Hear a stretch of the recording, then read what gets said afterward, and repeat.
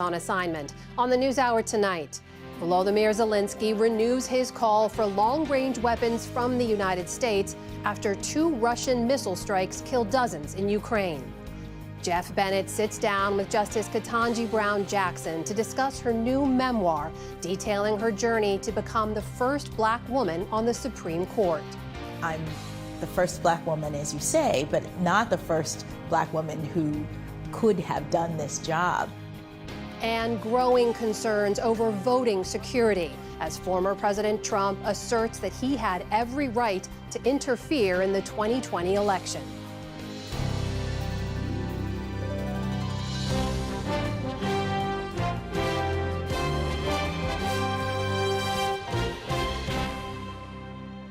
Major funding for the PBS News Hour has been provided by the ongoing support of these individuals and institutions, and friends of the News Hour, including Kathy and Paul Anderson, and Camilla and George Smith. The Charles F. Kettering Foundation, working to advance inclusive democracies. Learn more at kettering.org. The John S. and James L. Knight Foundation, fostering informed and engaged communities. More at kf.org. And with the ongoing support of these individuals and institutions.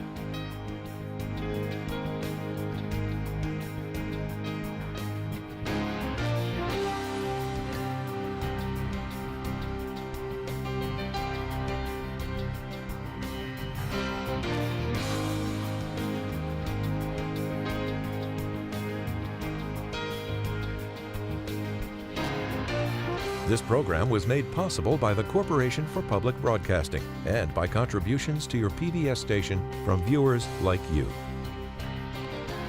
Thank you.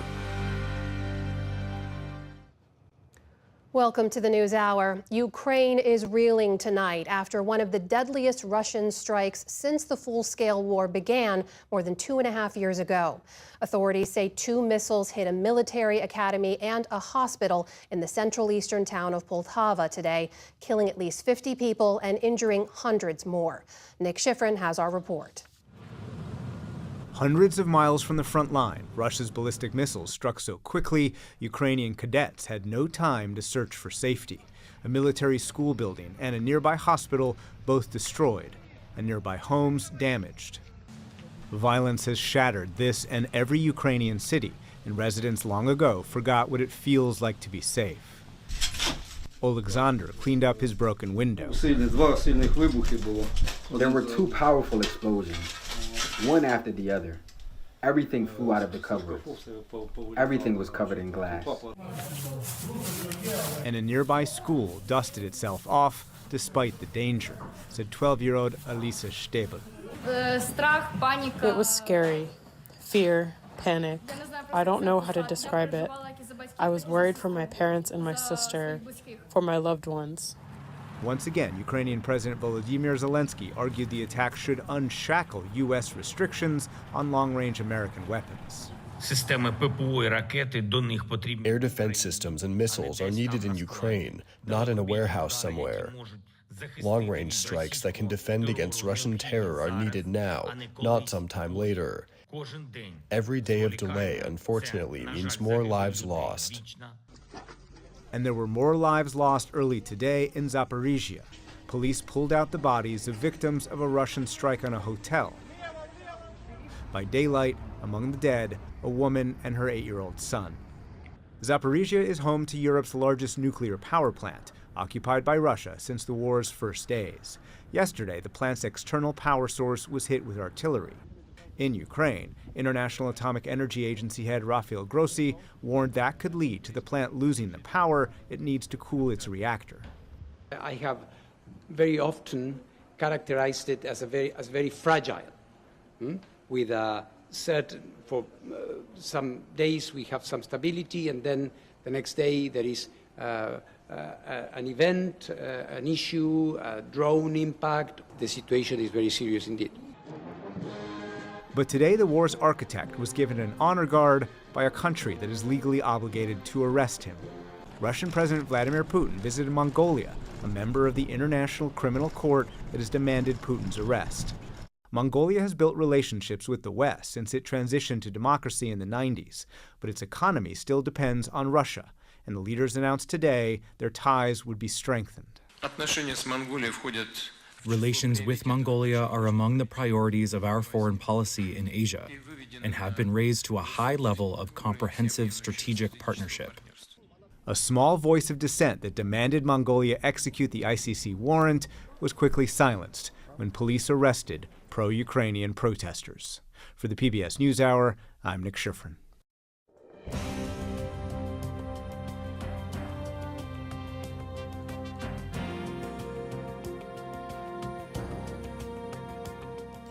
I'm Stephanie Tsai with NewsHour West. Here are the latest headlines. The U.S. Department of Justice has filed criminal charges against several top Hamas leaders in connection to the October 7th massacre.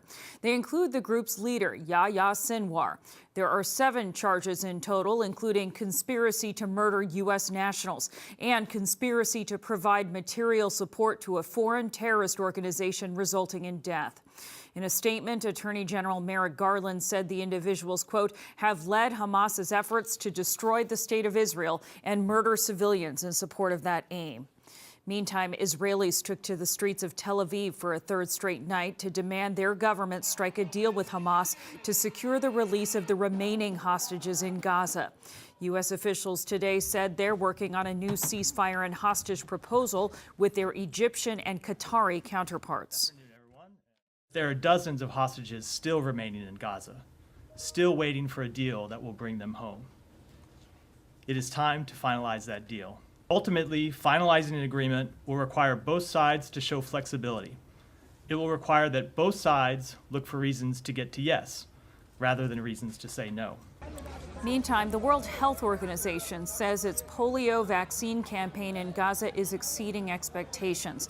More than 161,000 oral vaccines were administered during the first 2 days of a 10-day operation, as Israel and Hamas adhere to a planned pause in fighting in specific areas. The WHO hopes to vaccinate a total of 640,000 children overall. At least 12 people are confirmed dead after a boat carrying migrants capsized in the English Channel. One official called it the deadliest migrant disaster in the waterway this year. Rescuers say they pulled 65 people from this rough stretch of sea. Investigators believe the majority had come from Africa and were trying to cross from northern France to the UK. Today, France's Interior Minister blamed overcrowding for the disaster. You must understand that while there were 30 to 40 people on these boats in the past, small boats with small engines, today there are 70 to 80 people on the same boats. So what probably happened is that this boat collapsed on itself very quickly. The White House today condemned the arrest warrant issued by Venezuelan authorities for opposition leader Edmundo Gonzalez, calling it unjustified. Officials in Brazil, Argentina, and Peru have also slammed the move. The warrant accused the former presidential candidate of various crimes related to the results of the disputed July election. They include conspiracy and falsifying documents and stem from the publication of vote tallies online that showed President Nicolas Maduro actually lost by a wide margin. Gonzalez's lawyer said publishing those tallies did not amount to any wrongdoing. Mr. Edmundo Gonzalez had nothing to do with collecting copies of the tally sheets, digitalizing them, and uploading them on a web page. This was a civic, citizen action of witnesses at polling stations accredited by the National Electoral Council. Venezuela's election authority and its Supreme Court have certified Maduro's re-election, but have provided no proof of his win. Pope Francis arrived in Indonesia today, home to the world's largest Muslim population. He was wheeled off the plane for a welcoming ceremony in Jakarta, where he will encourage the Catholic community to celebrate interfaith harmony. Francis will also visit Papua New Guinea, East Timor, and Singapore during his 11-day journey. It is his longest trip as Pope. Here in the U.S., federal prosecutors have charged a former New York State official for acting as an undisclosed agent for the Chinese government. Linda Sun and her husband left a Brooklyn courthouse this afternoon after pleading not guilty to charges that she used her position to help Chinese authorities in exchange for millions of dollars in compensation and gifts. Sun worked as deputy chief of staff for New York Governor Kathy Hochul. She also held a position in former Governor Andrew Cuomo's administration. In a statement, Governor Hochul's office said Sun was fired last year due to evidence of misconduct. The city of Phoenix has set a new milestone as it grapples with long-running summer heat. On Tuesday, the Valley of the Sun hit 100 degrees for the 100th straight day. That's far beyond the prior record of 76 consecutive days. Temperatures passed the 100-degree mark on May 27th, and there's no break in sight, with an excessive heat warning lasting at least through Friday.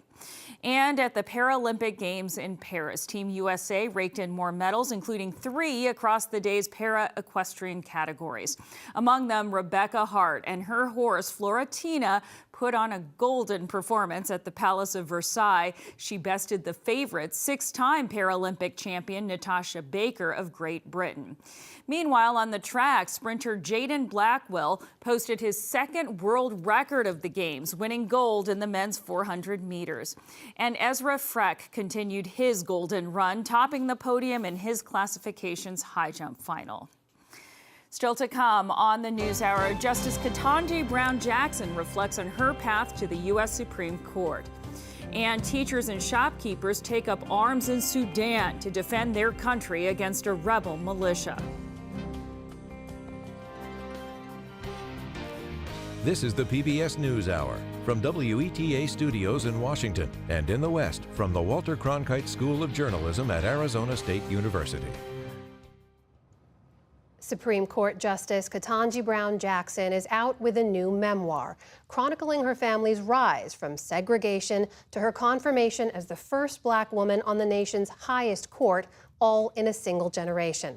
Jeff Bennett spoke with Justice Jackson earlier today in New York about her memoir, Lovely One. Justice Jackson, thanks so much for speaking with us. We appreciate it. Thank you for having me. This book, your memoir, what comes through is how your story is such a uniquely American story, a real powerful testament to this country's progress. And you write about how your parents are the products of segregation, but they poured into you. And what strikes me about your story is that they poured into you with such powerful and purposeful effort and deliberate intention. What values did they impart that really helped guide your life and your professional journey? Well, as I said, thank you for having me and giving me the opportunity to talk about the book and talk about my parents, who really did instill values like hard work and love of country, love of self. They had a fierce pride in our African-American identity, which comes up in my name. The book is called Lovely One, because that is the English translation of my African name, given name, Ketanji Onika. And my parents, you know, I just wanted to be so much like them when I was little. My father went back to law school when I was 3-4 years old, and I remember him studying, and that was one of my earliest memories. And my parents were educators originally when I was born, and so the idea of the importance of education and working hard and striving to achieve something all come from my parents. As the first Black woman to serve on the U.S. Supreme Court, how do you perceive your role in the broader context of American history and progress? Well, it definitely demonstrates progress, I think. So many people have received my appointment in that light. I'm the first Black woman, as you say, but not the first Black woman who could have done this job. I think about Constance Baker Motley, who I talk about in the book and who was a role model for me. She was the first African-American federal judge, and she argued something like 11 cases in the Supreme Court. But she grew up and came up in a time in which it wouldn't have been possible for her to be appointed to the court. And so I feel so fortunate to be in this position, and it shows the progress that we've made as a country. What does being a first mean in practical terms? Well, I think it means that we are moving now to a time in which anyone has the opportunity to do what they want to do in our society. And I hope that seeing my appointment would be motivational for children, just like Judge Motley was motivational for me. How do you engage with the other justices? Justice Breyer, as I understand it, he used to like to go to other justices' chambers and have, direct conversations. Others prefer written communication. How do you do it, and how do you navigate differences in legal interpretation? I think a little bit of both. I learned from Justice Breyer, who, as you say, was a great collaborator, someone who really did like to engage personally with the other justices. Sometimes I go around, but I think we probably mostly communicate by memo and also by phone. And, you do your best to try to persuade people that you have the better of the argument, or at least the way that you're thinking about it is the way the court should approach a particular issue.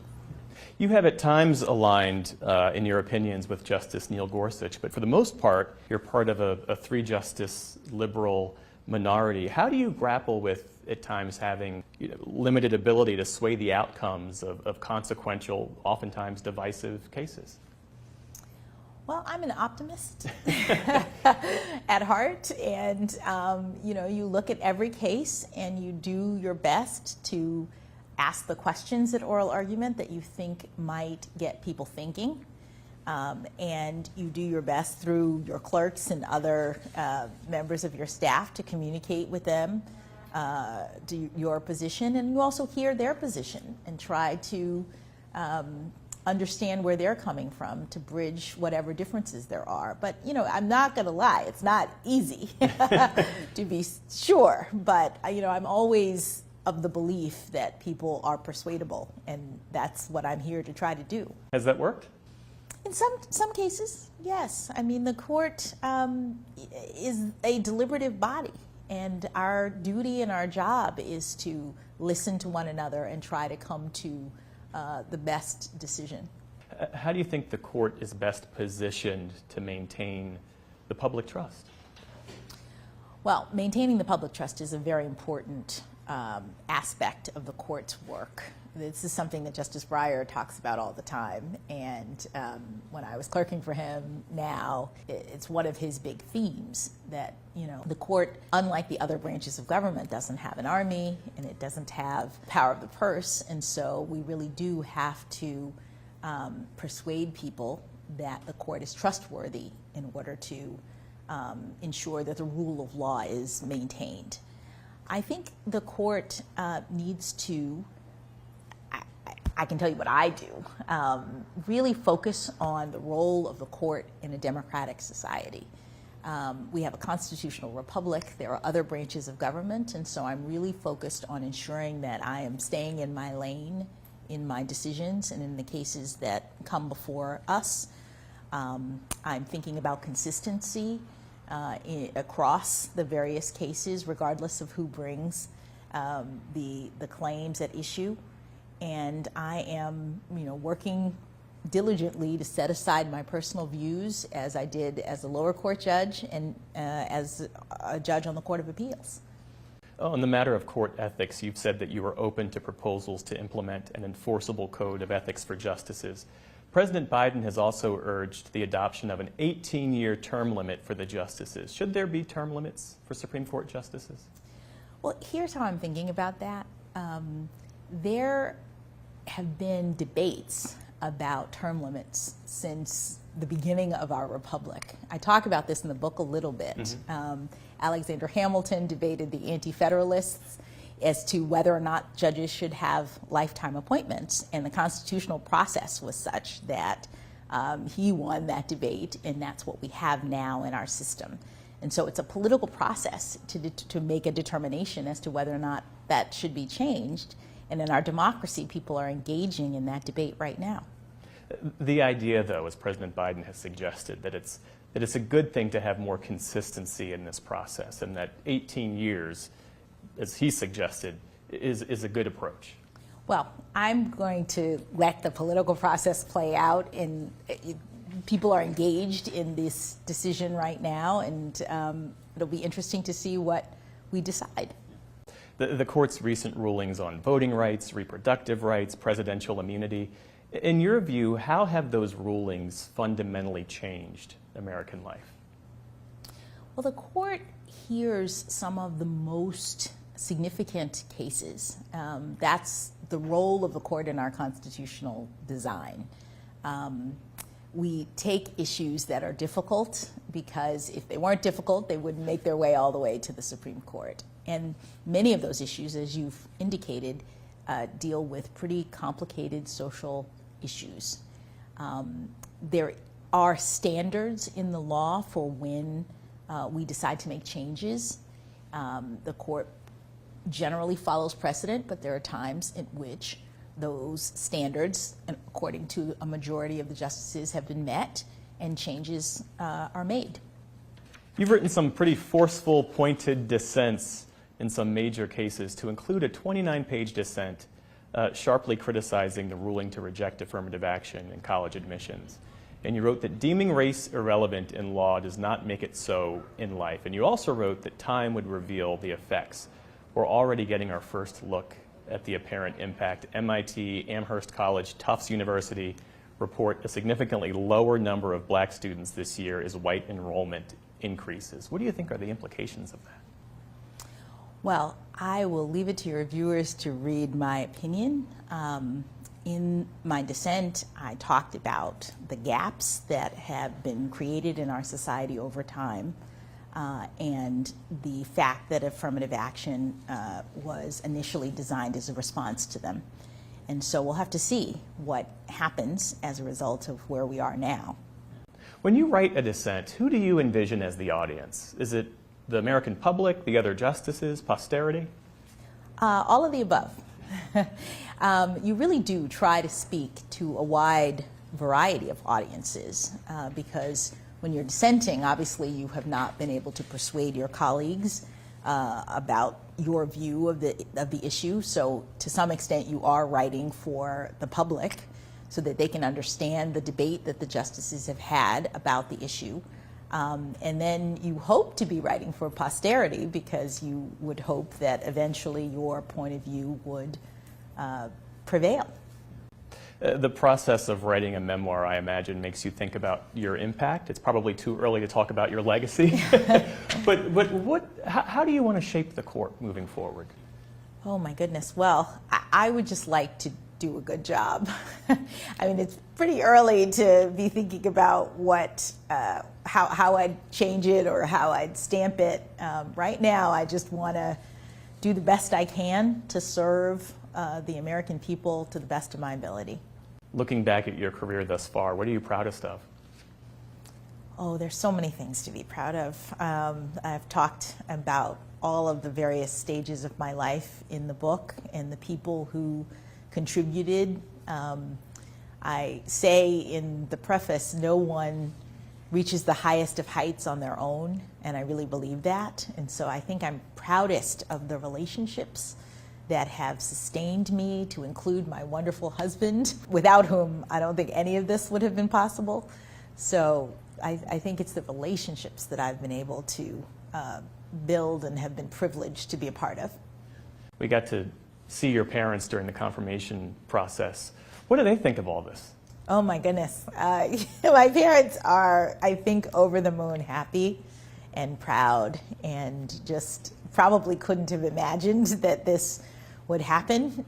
Reading the book, though, I think they could have. I think they did imagine. Maybe. Well, they certainly wanted something, wonderful to happen, and felt that it could, and that's why they invested so much. And I'm most pleased that we were able to put everything down on paper and have such a tribute to them while they're still with us. The memoir is terrific. Thank you. Lovely one. Justice Ketanji Brown Jackson, thank you so much for speaking with me. I appreciate it. Thank you so much.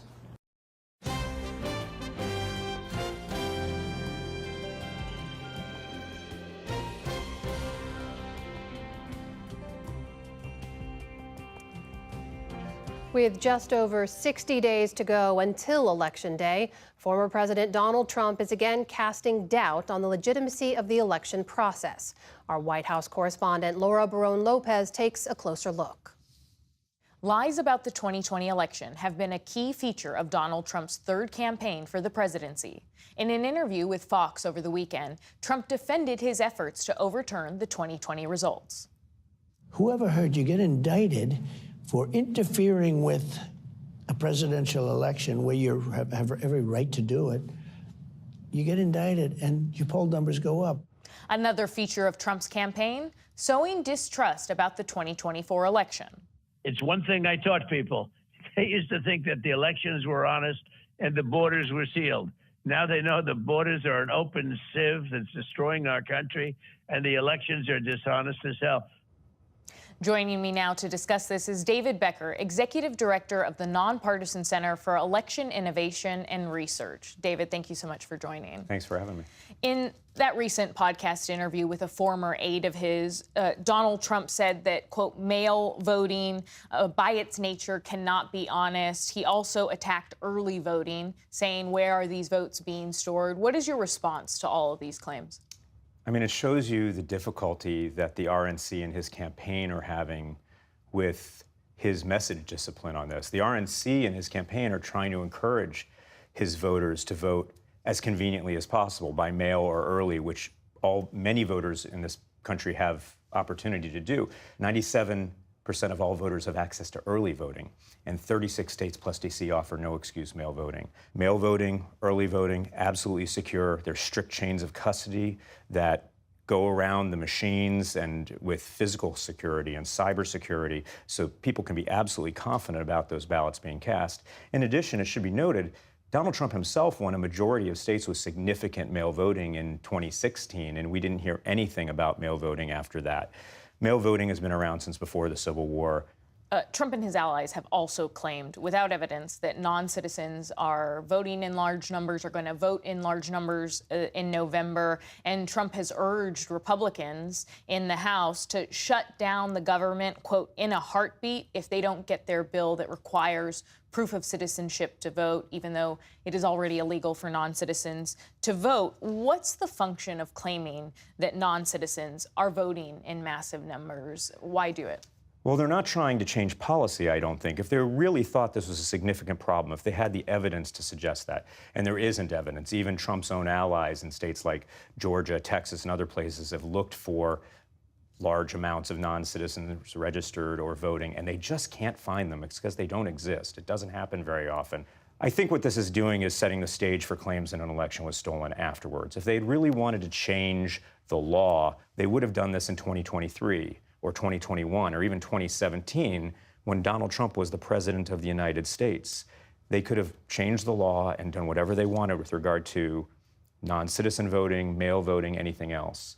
The reason this is coming up 2 months before the presidential election is because they know they're not going to change the policy in advance of the election, but they do want to be able to call up these arguments after the election to his sincerely disappointed supporters if he loses, and then perhaps incite anger and division and donations and even violence in the post-election period. As you noted, claims of non-citizens voting is a pretext. Congress did pass legislation shortly after January, the insurrection, making it harder to object to certification in a presidential election. But what are the mechanisms, are there any, for Donald Trump to overturn the 2024 election results?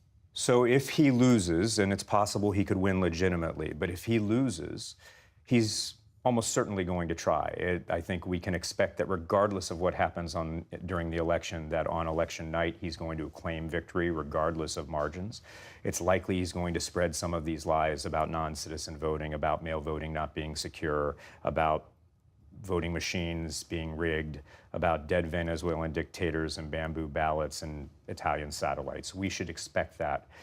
And what I think we'll see them do is, if he loses, they will start organizing activists that they've organized over the course of the past 4 years in counties all over the country as they're counting ballots, as they're getting ready to certify the election. We've seen attempts to do this at the county level in many states, Nevada, Arizona, New Mexico, Michigan, and others. by usually extremists on the right wing who are trying to slow down or stop state certification.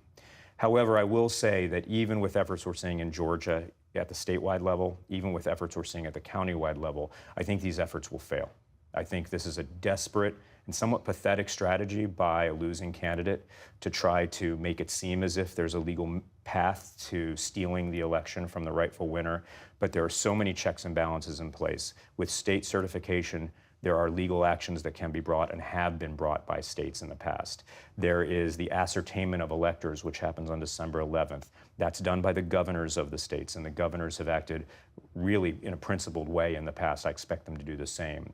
Lies about the 2020 election being rigged are a hallmark of Trump's speeches, of his interviews throughout this year, throughout his campaign. But he's also repeatedly said that 2024 is going to be rigged, that Democrats are rigging it. What are the ramifications of that constant effort to stoke distrust? For years now, we've seen public servants all over the country who've been just exhausted by constant abuse and attacks, threats against themselves and their family. These are the people who run elections. And it's happening at least as much, if not more so, in deeply red areas of our country, in areas that have voted very heavily for Trump, where the professional election officials find themselves the targets of attacks, sometimes from their own county boards, sometimes from their own county councils, sometimes from their own county law enforcement, who have ingested a constant toxic diet of lies about the 2020 election. It is corrosive to our entire democracy. Our adversaries overseas, Russia, Iran, China, are actively seeking to get us all to doubt our democracy, to doubt that democracy can work for us, and to doubt the election system that decides who leads us. And now we have domestic actors over the last several years who intentionally or unintentionally are doing their work for them. It's going to take decades, regardless of the outcome of this election, to fix that. David Becker, thank you for your time. Thanks.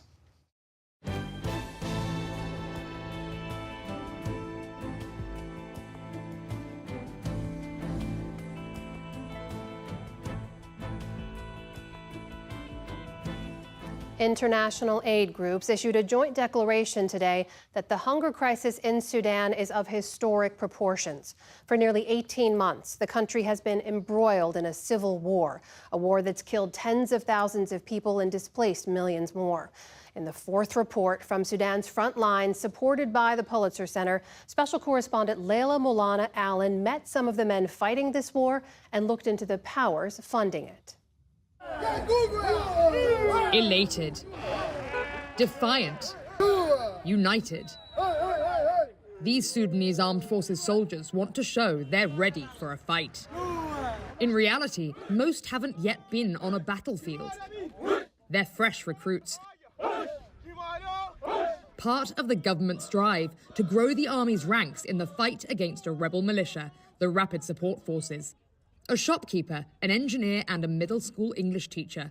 A year ago, these men couldn't have imagined fighting. Now they gather at this repurposed soccer stadium for basic training. Some still wearing sneakers and jeans, waiting for their uniforms. This is the first time you've ever been in the army.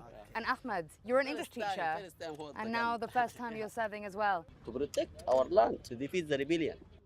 29-year-old Mohammed Awadallah came here to Gadaref 2 months ago after the RSF burned and pillaged his home state of Sennar. In Sennar, I saw death. There were rapes. The RSF were killing anyone they found in front of them. The situation in the country is getting worse, and we're afraid of being displaced again to another state. In peacetime, he runs a market stall. These volunteers aren't paid to serve. The community does what it can to support them. The meals are regular, but there is no salary. Our relatives outside Sudan send us money to help us. They don't underestimate the enemy they're fighting. Once a militia armed by the country's former dictator Omar al-Bashir to fight rebels in Darfur and responsible for mass slaughter of civilians there. The RSF was absorbed into the army in 2013. They fought here and abroad, building up strength and experience. Bashir used them to crack down on popular protests in 2019. After he fell from power, his other elite army units were disbanded, making the RSF all-powerful. In 2021, RSF leader Mohamed Hamdan Dagalo united with army chief Abdel Fattah Burhan to seize power from the people in a military coup. When war erupted between them last year, the RSF quickly seized major territory like the capital Khartoum and much of Darfur. This year, having rallied the troops, the armies managed to seize some of that territory back. And the army is now purportedly buying fresh weapons from Iran and Russia. But it's a long, hard fight, much of it street-to-street urban warfare in densely packed residential areas. The impact on civilians is devastating.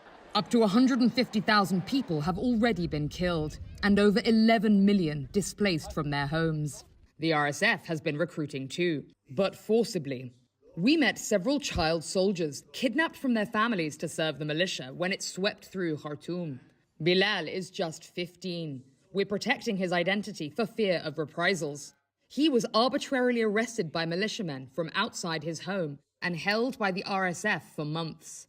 The RSF beat us every day, insulted us, and made us clean their military vehicles. They would force us to help them steal from houses and take boys to fight with them in battles.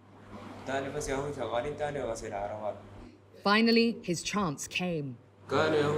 They were drunk when I escaped. We were carrying flour sacks, and they were distracted. I ran to the main road and found a bus passing by. I knew the driver. He was from my neighborhood.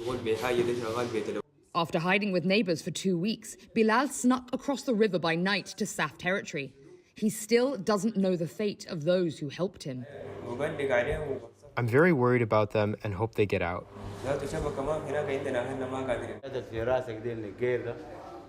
A loving reunion with his relieved father. But these are the lucky ones, their stories of escape miraculous. They say many more like them are still stuck in RSF territory. Foreign actors are staking a claim in the conflict too, sending a steady flow of foreign weapons into the country. The United Arab Emirates is accused of sending weapons to the RSF, smuggled in via Chad. The United States is one of the leading arms traders to the UAE. Dotted around the burned-out battleground, Emirati armored vehicles, Russian tanks, some from the Cold War. These battlefields are awash with foreign arms. Some newly imported, some legacy weapons from the wars that have plagued this continent for decades. Many of the guns now being used in Sudan come from Libya's civil war in 2014. We found evidence of Emirati and Russian weapon systems, Turkish and Serbian munitions, as well as US-manufactured small arms. This is an American-made M47 Dragon anti-tank missile launcher. The Sudanese armed forces say they found many of these left behind when they pushed the rapid support forces back. It's a 20-year-old model, so there's no telling where it's been between then and now. The serial number, the best way of tracking how these weapons entered the country, has been carefully removed. Critics say the UAE wants control over Sudan's Red Sea ports and rich mineral mines. The Emiratis deny supplying and funding the RSF, but have engaged in talks to determine Sudan's future. Sudan's US envoy Tom Perriello invited an Emirati delegation to failed talks in Geneva in August. The Sudanese army says it will not negotiate with a foreign power that's arming its enemies. Arms dealing is legal in the right circumstances, but countries who trade have a responsibility to track where and how their weapons are used. And these weapons are being used to massacre civilians. Brian Kastner is a weapons investigator for Amnesty International. Modern ammunition does terrible things to the human body, breaks bones, it can take off legs. You have to look at priorities. You have to look at whether your priority is making the most money in however way possible, and what are your responsibility when it comes to human rights, what's your responsibilities when it comes to stopping crimes against civilians, when it comes to stopping civilian casualties. It's not just foreign weapons, but foreign fighters playing a role in this war. Mercenaries from nearly a dozen countries have been spotted fighting alongside the RSF. Last month, Emirati passports were found in an area where the militia had been pushed back. We negotiated rare access to interview some of the RSF mercenaries the Sudanese army has captured at a nondescript intelligence base just meters from the echoing gunfire of the front line. Lul from South Sudan says he never even made the choice to fight. He came to work in Khartoum because even in wartime, he had more chance of earning money here than back home. In January, he was kidnapped from his cigarette stall and told he would be freed once he helped the RSF win back Omdurman.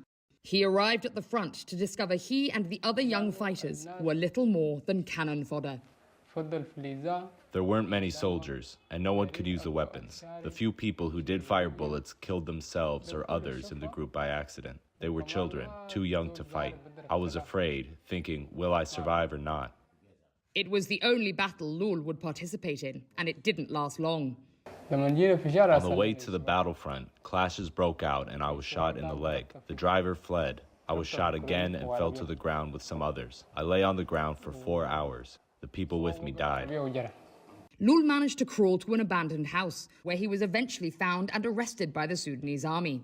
He's been held here since March. I still don't understand anything that's happening.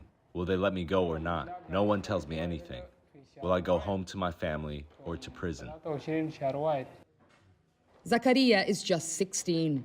When an RSF recruiter came to his destitute village in Chad in early February, offering cash to fight, he jumped at the chance to help his family.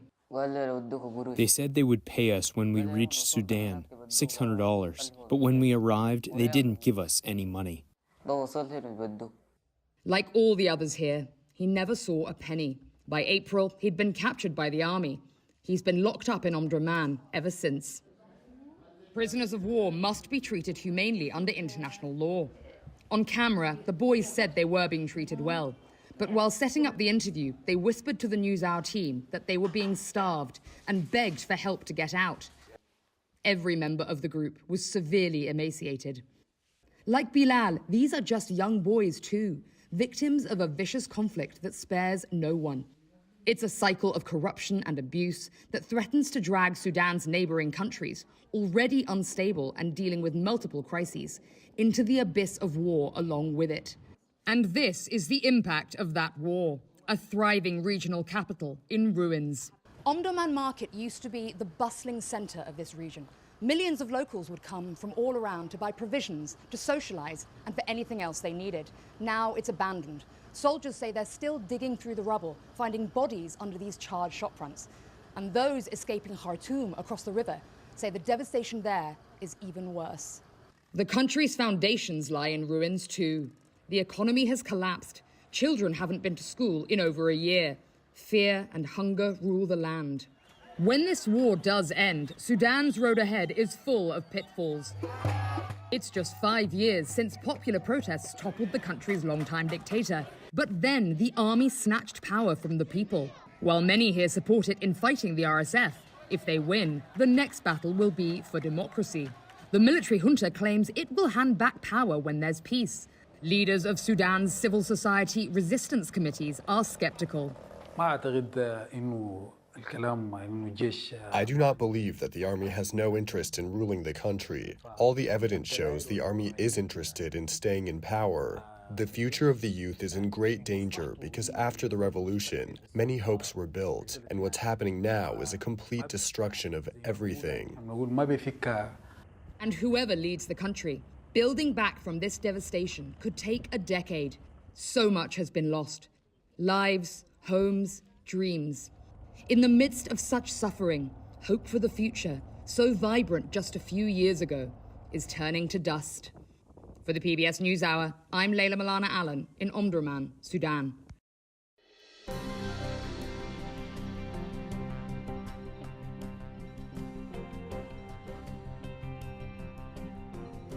And we'll be back shortly with a look at how young people are trying to preserve a long-neglected historic Black cemetery in Washington, D.C. But first, take a moment to hear from your local PBS station. It's a chance to offer your support, which helps keep programs like this one on the air.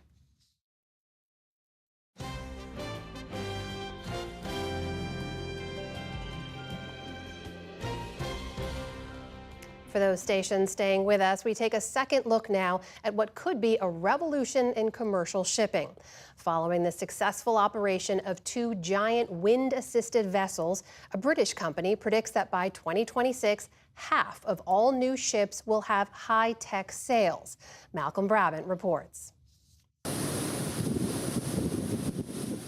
A stiff breeze in the southern Atlantic provides optimum conditions for this pioneering ship carrying 200,000 tons of iron ore from Brazil to China. It's fitted with so-called wind wings that enable it to maintain speed while reducing dependency on engine power. In my 15 years as a ship captain, I've never been more excited. Noli Porunda from the Philippines skippers the Berg Olympus. Just as aircraft wings create lift, these devices generate thrust when installed vertically and automatically adjust to wind speed and direction. I firmly believe that our collective efforts can significantly reduce carbon emissions from ships and eventually realize our goal of zero carbon shipping. I think it is a all hands on deck moment. It's a critical point and we all need to really pursue the war against climate change. Shipowner James Marshall is so impressed, he intends to re-equip much of his 85-strong fleet. We're looking at, in good conditions, around 7 tons of fuel that we save every day. That's around 20 tons of carbon dioxide. So we're hoping to remove nearly 5,000 tons of CO2 per annum using these wings on board one of our large ships. So what sort of percentage of saving is that in terms of carbon for the voyages of that ship? It's around about 15 to 20% we hope to save. Downwind for one final leg for Sir Ben Ainslie and Land Rover BAR. And this was the inspiration for what may be a wind revolution. Britain's boat in the 2017 America's Cup, captained by Sir Ben Ainslie. I've been a sailor all my life. I love being on the water. It's a great sense of freedom, really, to be powered by the wind. And it's really amazing that this wing technology can now use the power of Mother Nature, the power of the wind, to drive commercial shipping into the future. Shipping accounts for 3% of all the world's CO2 emissions. Older vessels can sometimes be 5 times dirtier than newer ones. There's been a warning from the International Maritime Organization that unless stringent measures are taken, shipping emissions could rise by 50% over the next 25 years. This ferry to the Isle of Wight off the south coast of England is part of the necessary change. Victoria of Wight's carbon footprint is about 20% less than a conventionally powered vessel. Keith Greenfield's company operates Britain's first hybrid ferry as part of his green commitment. Not all vessels are suitable for wind power. She has electric motors driving the propellers, batteries, and then diesel generators that generate the electricity. But what's the advantage of that? Firstly, the diesel generators can operate very, very efficiently because they just hum away at the optimum revs, minimum emissions. They pump up the batteries gradually, and the batteries do all the hard work. Some of these climate change innovators are based in Portsmouth, home to HMS Warrior, that combined wind and steam power nearly 2 centuries ago. If we're presenting the wing to a potential customer. In a building overlooking the harbour, Chief Executive John Cooper leads a team working to convince owners of conventional cargo vessels like these that they should be sprouting wings. He says they should pay for themselves in 6 years. We want to actually employ wind wings on as many of those fleet out there because the biggest saving in carbon is not actually building new ships. At present, only 2 vessels are using this system. The other is the Pyxis Ocean, a Singapore-based bulk carrier.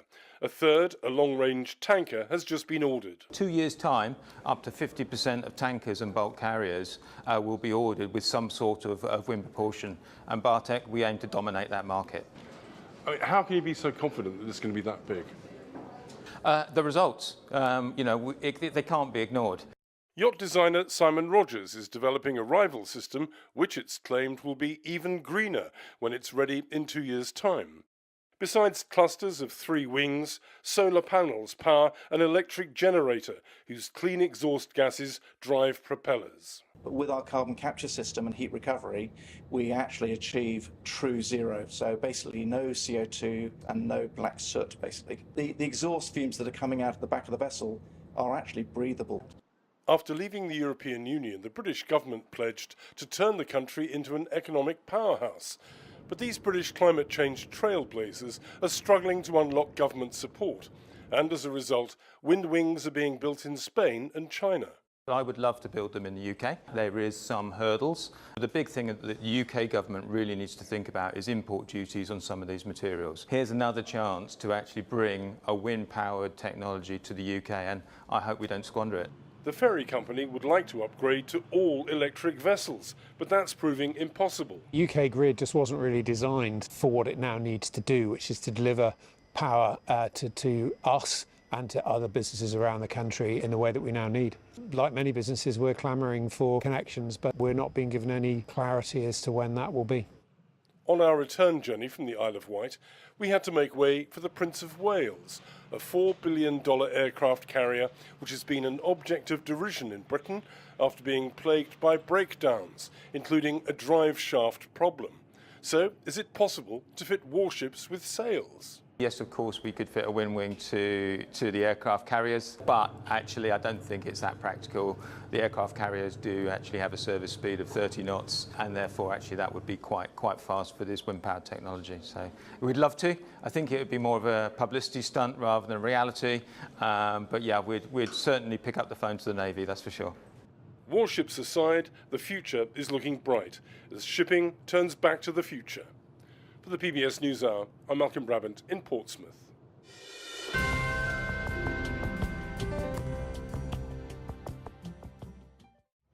And now to a story from our student reporters. Last year, Congress passed a measure to find and protect historic Black cemeteries nationwide, but money to actually do the work hasn't been allocated. Some aren't waiting for lawmakers to act. Earlier this summer, dozens of people came together to help preserve a pair of cemeteries in Washington, D.C. From the NewsHour Student Reporting Lab's journalism training program, Claire Beck reports. This is where people are laid to rest, and it's sacred space. Death reflects life, and the treatment of Black people in life is reflective of treatment of Black people in death. In Washington, D.C., the Mount Zion and Female Union Band Society cemeteries have endured challenges, such as erosion and a lack of funding. At one point, developers almost built on this land. And we're going to do 30-minute shifts. But on days like Juneteenth, volunteers like high school student Brooke Talbot come to take care of the burial grounds. A lot of times these stones are either unmarked or their family doesn't know about it, so nobody's coming out to, help to refurbish the graves. One of those graves honors the life of a 7-year-old girl named Nanny. She is one of an estimated 8,000 to 10,000 people buried here. Some are known, many are not. It took years of research to figure out who she was. She has been pretty popular at the cemetery since I started in 2019 because people leave toys and cards and food at her gravesite. Lisa Fager is in charge of the foundation that oversees the burial grounds. She was the first to discover the remnants of a fire set on Nanny's grave last year. Sad that somebody would vandalize the grave, but ironically, it's something so tragic became so beautiful with people coming together. I think it's important that this place highlights the plight of African Americans in this country, but also the triumph that they have, we came to this country in bondage, but we've risen so much. Juliet Varga, who lives near the cemetery, started volunteering here in high school. She quickly realized there was more than just history, but also a community. I think something that really drew me to the cemetery was the effort that was made to bring the people buried there to life. The African American Burial Grounds Preservation Act was passed in 2023 with the intent of funding research into finding and preserving Black cemeteries nationwide. A lot of cemeteries don't look like cemeteries anymore. They're under parking garages or buildings, particularly historic Black cemeteries. This vault within the cemeteries was used as a stop on the Underground Railroad. Some people buried here were enslaved at nearby plantations, including Mount Vernon, the home of George and Martha Washington. To walk visitors through the history here, Varga created an online self-tour accessible by a QR code displayed around the cemetery. Quickly, there were 1,000 hits, and it was really cool to see that people were using it and hopefully learning from it. The facts are there in their lives and in their deaths, and tell us the stories and the history that we need to remember so that we don't repeat it. And that's what Black cemeteries do. They complete the story. For the PBS NewsHour Student Reporting Labs, I'm Clara Beck. And that is the NewsHour for tonight. I'm Amna Navaz. On behalf of the entire NewsHour team, thank you for joining us. Major funding for the PBS NewsHour has been provided by Consumer Cellular. This is Sam. How may I help you? This is a pocket dial. Well, somebody's pocket. Thought I'd let you know that with Consumer Cellular, you get nationwide coverage with no contract. That's kind of our thing. Have a nice day.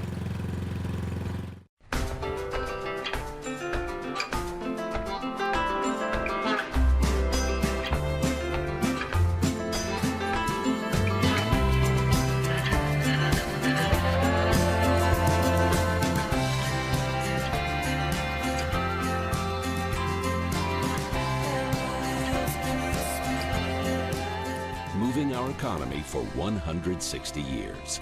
BNSF, the engine that connects us.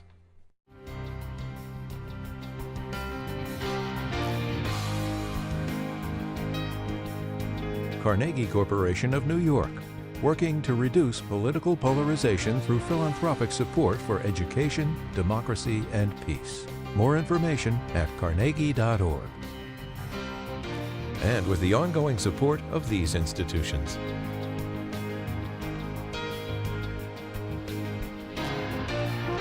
This program was made possible by the Corporation for Public Broadcasting and by contributions to your PBS station from viewers like you. Thank you.